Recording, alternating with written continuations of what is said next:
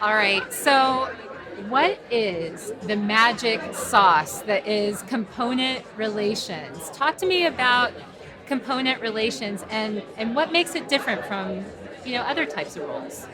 I think it's all about good communication, Kiki.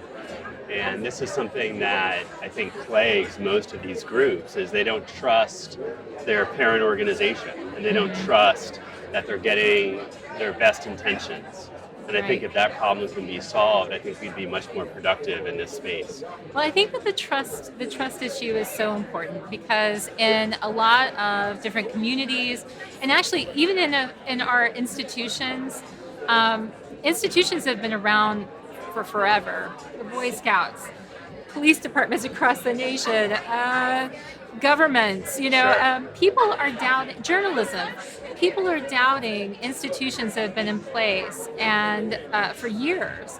And now they're looking to associations and they're looking to nonprofits and they're looking for their local chapters to provide some kind of thing that they can believe Base, in. sure. Right, And right. you need to be able to share. I think Yeah. we're in a sharing economy now. Yeah. And it used to be very insular and organizations would do their own thing.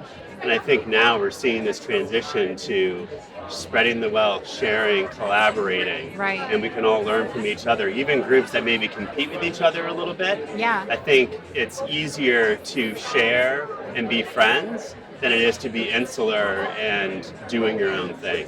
And I think that when we look at the CRPs who are at this event, when we look at what component relations professionals do, they have this sort of meta vision.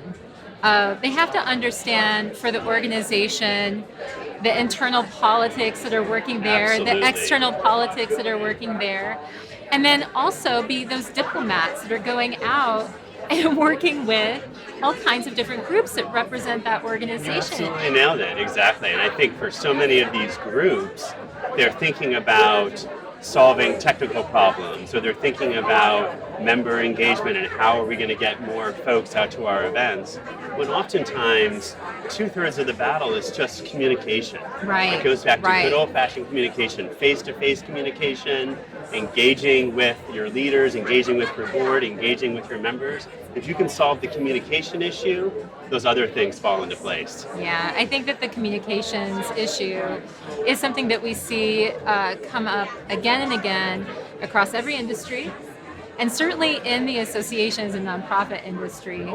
When you meet people who are component relations professionals, first of all, did you know what a component relations professional was when you started out in working with associations? I didn't actually. Yeah, I didn't either. Yeah, So I didn't know about. I didn't even know when I was one. Okay, Right, so yeah, right. right, Yeah, I never heard the term component. It sounds Yeah. very clinical, doesn't it? or like a stereo part. Sure, right? Like a exactly. Correct. Yeah, it's like, are these speakers we're talking about, I or a know. DVD player? Right, right. But now I get it. I understand that's what they call it. It's. I think these people are very passionate people.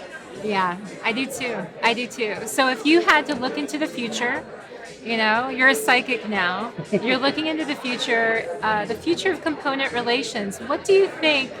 How do you think that their role might change, or will it? What do you see for the future for component It's relations? all about diplomacy, diplomat in chief, if you will. Yeah. And somebody who can be seen as a trusted advisor, the component relation manager, a trusted advisor to all of these chapters, Yeah. represents them well, has their best interests in mind. If someone's able to achieve that, I think they'll be very successful. I love it. Thank you so much for Thank talking you, with Kiki. us This today. has been great. All right.